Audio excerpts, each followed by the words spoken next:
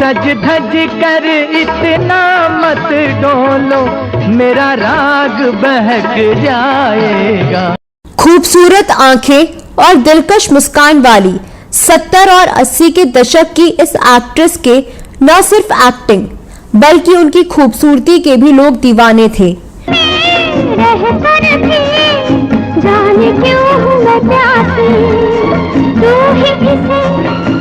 उन्होंने अमिताभ बच्चन, शत्रुघ्न सिन्हा, विनोद खन्ना, देव आनंद और संजीव कुमार जैसे सितारों के साथ काम किया और अपनी अदाकारी और खूबसूरती का लोहा मनवाया, लेकिन वह अपनी फिल्मों से ज्यादा अपने रिलेशनशिप को लेकर सुर्खियों में बनी रही थी।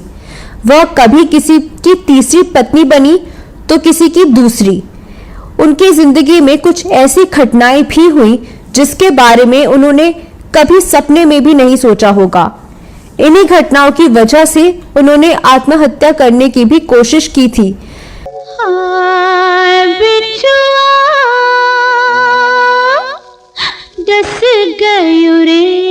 मैं बात कर रही हूँ मशहूर बॉलीवुड एक्ट्रेस और कपूर घराने की बहू गीता बाली की भांजी और अपने जमाने की मशहूर एक्ट्रेस योगिता बाली की, जो फिल्मों में वैसे कमाल नहीं दिखा पाई थी जो मुकाम गीता बाली ने हासिल की थी। वह बला की खूबसूरत थी। इसके कारण ज्यादातर डायरेक्टर्स उनके खूबसूरत चेहरे और जवां हुस्न होने की वजह से फिल्में दिया करते थे और अपनी फिल्मों में उन्हें सेक्स सिंबल के तौर पर प्रस्तुत किया जाता था। इस वजह से वह उन दिनों दर्शकों की पहली पसंद बन गई थी। लेकिन उनकी निजी जिंदगी काफी विवादों में रही और उन्हें अपनी जिंदगी में काफी कुछ सहना पड़ा। आप बने रहिए हमारे साथ। योगिता बाली का जन्म मुंबई में हुआ था। उनके पिता का नाम सैयद इरशाद हुसैन था, जो पाकिस्तान से भारत आए थे। बाद में यहाँ फिल्म इंडस्ट्री में काम करने के दौरान उन्होंने अपना नाम बदलकर जसवंत रख लिया था, क्योंकि वह भारत आए थे तो शादीशुदा थे और उनके 2 बच्चे भी थे।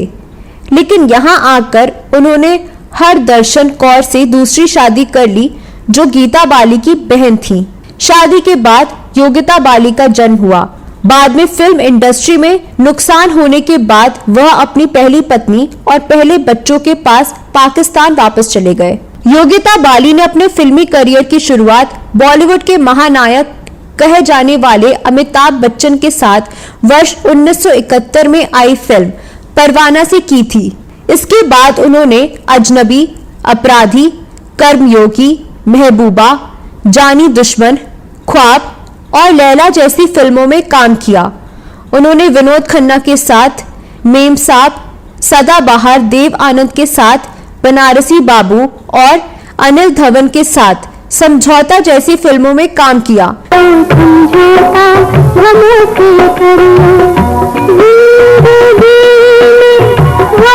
योगिता बाली को शुरुआती दौर में उन फिल्मों में ज्यादा देखा गया था जिन्हें प्रथम श्रेणी के अभिनेत्रियों ने रिजेक्ट कर दिया था। योगिता बाली को ज्यादातर डायरेक्टर्स उनके खूबसूरत चेहरे और दिलकश मुस्कान की वजह से फिल्में दिया करते थे और अपनी फिल्मों में उनसे अंग प्रदर्शन करवाते थे ताकि उनकी फिल्मों को लोग पसंद करें। यही कारण है कि अपने करियर में योगिता बाली ने ज्यादातर फिल्मों में सपोर्टिंग या सेकंड लीड एक्ट्रेस के तौर पर ही काम किया और उन्हें कभी वो सफलता नहीं मिली जिसका सपना उन्होंने देखा था। उन्होंने अमिताभ बच्चन, विनोद खन्ना, शत्रुघ्न सिन्हा, अनिल धवन, देव आनंद और संजीव कुमार जैसे सितारों के साथ काम किया। लेकिन जैसे ही योगिता बाली की जिंदगी में किशोर कुमार की एंट्री हुई, मानो उनकी जिंदगी ही बदल गई। ये दोनों फिल्म जमुना के तीर में साथ काम कर रहे थे। यह फिल्म तो पूरी न हो सकी, लेकिन किशोर कुमार योगिता बाली की खूबसूरती के दीवाने हो गए थे और उनके प्यार में पड़ गए थे। दरअसल योगिता बाली एक ऐसी अदाकारा थी जिनकी खूबसूरती के सभी लोग दीवाने थे। योगिता बाली को भी किशोर का रसिया स्वभाव भा गया था और किशोर कुमार से 20 साल छोटी होने के बावजूद योगिता बाली भी किशोर कुमार को अपना दिल दे बैठी थी। फिर योगिता बाली और किशोर कुमार ने शादी कर ली थी। योगिता बाली किशोर कुमार की तीसरी पत्नी थी।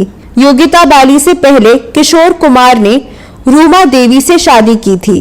इनसे तलाक के बाद किशोर कुमार ने मधुबाला से शादी की थी। मधुबाला की मौत के बाद योगिता बाली उनकी जिंदगी में आई थी। उनकी शादीशुदा जिंदगी ठीक चल रही थी, लेकिन शादी के 1 साल बाद ही दोनों में तनाव बढ़ने लगा और दोनों के बीच अनबन होने लगी थी। कहा जाता है कि इस तलाक की वजह योगिता बाली की मां थी। वह उनकी जिंदगी में जरूरत से ज्यादा दखल देती थी। यह दखल अक्खर और हरफन वाला कलाकार किशोर कुमार को जरा भी रास नहीं आया और दोनों ने अलग होने का मन बना लिया। हालांकि कुछ लोगों का यह भी मानना है कि उन दोनों का रिश्ता टूटने की वजह बॉलीवुड के उभरते सितारे और डिस्को डांसर मिथुन चक्रवर्ती थे।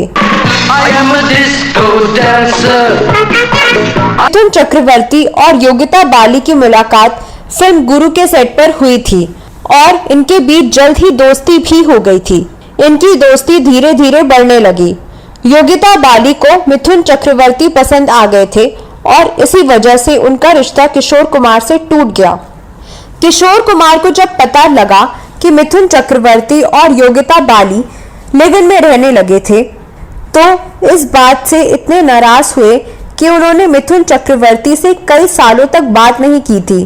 कुछ मीडिया रिपोर्ट्स का यह भी कहना है कि उन्होंने मिथुन चक्रवर्ती को कई फिल्मों से बाहर निकलवा दिया। यही नहीं, उन्होंने मिथुन चक्रवर्ती के लिए प्लेबैक देना बंद कर दिया। इन दिनों किशोर कुमार की आवाज के लिए हर हीरो जान देने को तैयार रहता था। जैसे ही मिथुन चक्रवर्ती को पता चला कि किशोर कुमार ने उनकी फिल्मों में गाने से मना कर दिया है, वे फौरन किशोर कुमार से मिलने उनके घर गए। किशोर कुमार ने कहा, मैं एक शर्त पर तुम्हें प्लेबैक दूंगा, तुम योगिता को डाइवोर्स देने के लिए राजी कर लो।